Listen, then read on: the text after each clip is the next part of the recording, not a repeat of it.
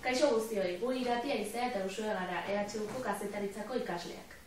Teknologia berriak eta sozial mediari men eginez, Twitter eta kazetaritza lotu nahian gabiltza. Horretarako 10 orduko ikastaro bat sortu dugu. Honekin lortu nahi ditugun helburuak dira alde batetik Twitterren funtzionamendua ezagutzea. Eta bestetik berri emailei ezagutaraztea informazio argitaratzeko plataforma egokia dela.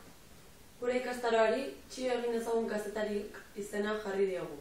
Kazetarientzat aproposa dela azpimarratu nahi dugulako honekin.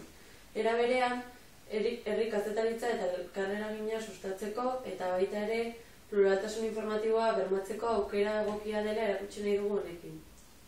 Gure ikastaroan edukiak plataforma eta euskarri ezberdinetan aurkituko dituzue. Alde batetik eduki multimediak dituzue, bestetik testua eta presentazio ugari ere.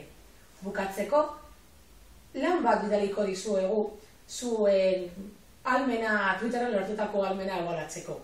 Edukiak euskara hutsean izango dituzue. Txio egin dezagun kazetariok!